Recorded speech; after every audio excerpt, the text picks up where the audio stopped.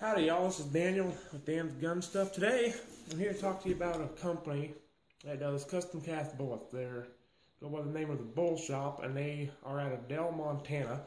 And they sent me some of these 45 caliber. They drop it about, they come out of, these ones are as cast, they're about 4.453 diameter.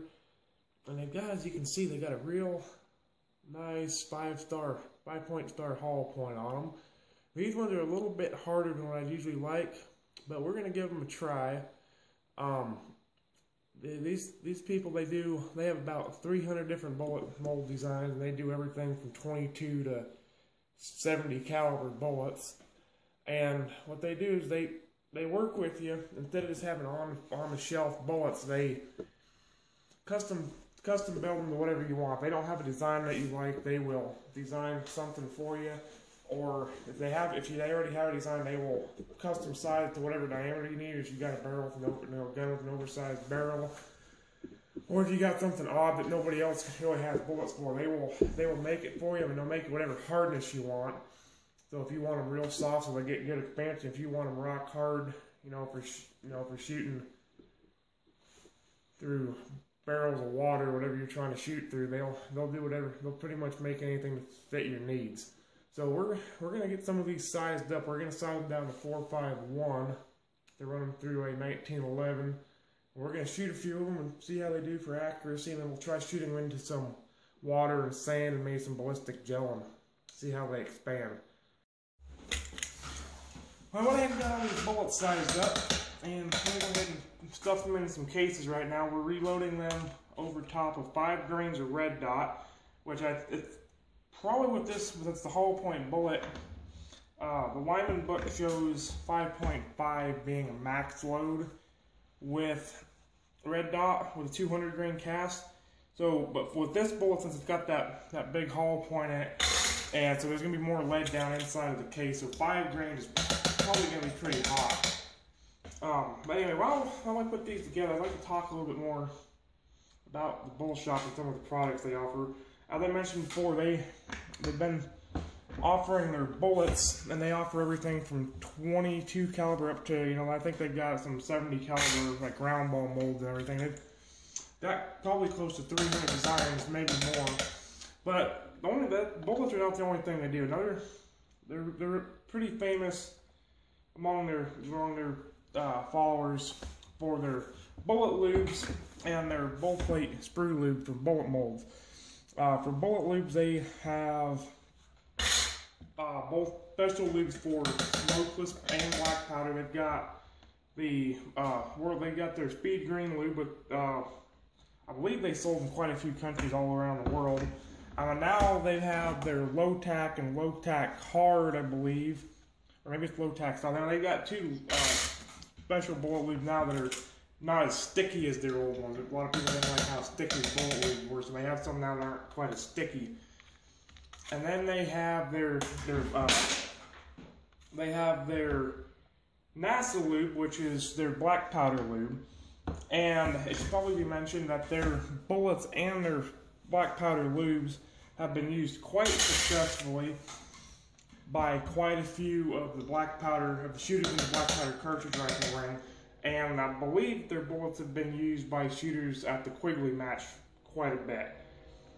And then they have their sprue lube, which their bull plate sprue lube, which in my opinion is a necessity if you're going to be casting bullets, especially with aluminum molds like the Lees or anything like that. It makes it a lot easier. It keeps lead from building up on top of the mold and the bottom of the sprue. It helps it makes the molds work better and smoother, and it makes the molds last longer. So I'm sure there's a lot of people that haven't heard of them. That's why we're trying to get their name out there a little bit. So at the end of the video, I will post an email for them. The only way to contact them is by email, unfortunately. And I'll leave an email for them, and I'll leave a link to their website, which has prices. They've got really good prices on their bullets. They've got probably the cheapest prices on cast bullets that I'm aware of. And like I said, it's not just like, if you go to Missouri River Bullets or any one of them, they're not custom, they just have a box of, 200 grain hollow points or whatever. And they're not, that's what they are is what they are. They're one hardness, one diameter, and what you get's what you get. With the Bullshop, they work with you a little bit. If you want them dead soft, they'll make them dead soft for you. If you want them, water quench linotype, they'll water quench them for you. And if you got a gun that's got an oversized bore, they'll work with you, try to get it so you can be able to shoot it. Like, I remember one time they had a problem with a 303 British that had a 0.318-inch bore, which is about 4 thousandths oversized. And I guess it'd be a 318 groove. But they was an oversized anyway. And they were able to create bullets that were able to make that rifle work properly. Well, you couldn't really get bullets like that anywhere else. 8mm bullets were too big and 303 British bullets were too small. And like I said, they have about 300 bullet modes in stock. But, if you have something special, like this bullet right here for the 45, I don't believe they have it for 40 Smith or 9mm, but if you wanted it for 40 Smith or 9mm, they wouldn't have a problem getting it for you. Or even, if there's bullets designed, that there isn't even a bullet design that exists, they have done custom designs before, where they will sit down with a computer program and actually design a bullet for what you want to do. So, anyway, I'm going to quit dragging on. I'm going to go ahead and finish getting these reloaded. And when I get them all stuffed in cases, we'll head down to the range and shoot a little bit and see how they do.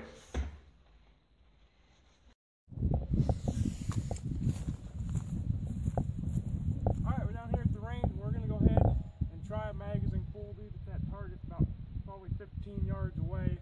So we're going to shoot 7 full magazine out of 1911. We're shooting Remington R1 1911. We're going to go ahead and shoot 1 magazine full. 15 yards. We're going to see how they feed and how they perform on paper.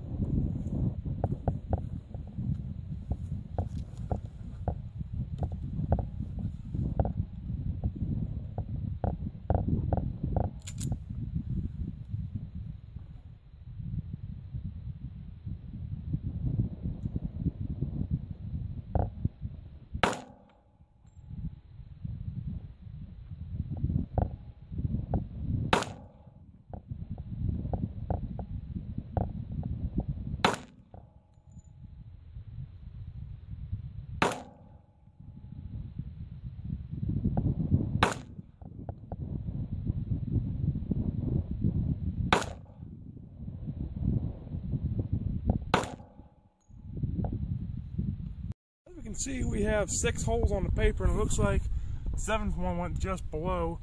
That's not my best shooting. I'm gonna blame the size of the group on me and my rest. This gun will usually shoot quite a bit better than that, and I'm assuming the load would shoot better than that, and I'm going to blame the group size on both the wind and my rest. I'm gonna go back and I'm gonna load 1 more magazine. I'm gonna aim at the head this time instead of that red dot, and see if we can get some closer up on the paper and see if I can make the group a little better. So we're gonna try this again.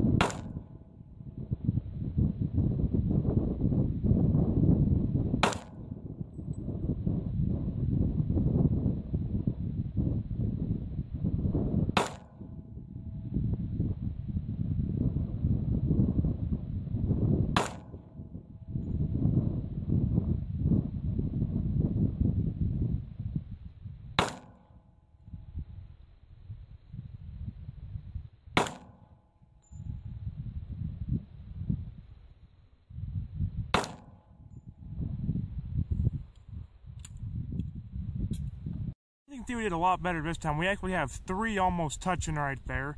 What I did this time was the first time I forgot my sandbags today, and I regret that. But the first batch I was free holding the gun, just resting my elbows on the bench, and the second group I shot resting the butt of the gun on the bench. The butt of the gun on the bench and bracing it that way. I'm sure this load would shoot quite a bit better if I had my sandbags down here, but I don't have time today to go all the way back and get my sand bag. By the time I get back out here, it'd be dark. So we're gonna go ahead and go set up my sand bucket and shoot a couple into the sand box and see what happens there. Just a few final comments here. I shot a few of these into the sand in my sand box. I didn't get to shoot them in my ballistic gel because it was not hardened up and I didn't have it available. This one here is when I pulled out of the backstop behind my target board, and as you can see, it did not open. These are the ones I shot into the sand box, and as you can see, they did not open either. And I'm going to say that's because these bullets were too hard, like I mentioned in the beginning. When I called him up and asked him to send me some of these bullets, I told him that the next time he was casting, just to go ahead and cast me some up with whatever alloy he was using. And that was a little bit too hard for hollow points in a 45 ACP. I'm going to try to get another batch of these in that are a softer alloy, and when I do, we will do an expansion test on them in the 3 test medias I usually use, which is a ballistic gel block, sand, and water. And I didn't even bother shooting these ones into the water because I don't believe they would have opened up. And I didn't shoot them into the ballistic gel because the ballistic gel was still hardening from last time I shot it. And I don't believe they would have opened up in ballistic gel either. So that being said, I'm going to try to get another batch of these, and when I do, we'll just do a short video just shooting them into some test media. I'm not sure if you were able to hear when I was out there shooting. I'm just going to do a short recap on the gun I was using. What gun I was using was my Remington R1 1911. I've been working on this gun for a while. I bought it brand new. I had a lot of problems with it, but it's finally starting to smooth up a little bit. We'll do a video on that at some point.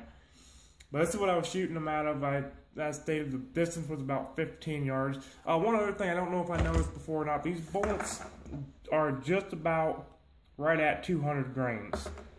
And I think the couple I weighed were 200.2 and 200.4 grains. So they're basically 200 grain hollow points. Anyway, I'm going to go ahead and wrap this video up. When I get another batch of these that are softer alloy, we'll do some expansion tests on them. And I'll have some contact information for the Bullshop at the end of this video.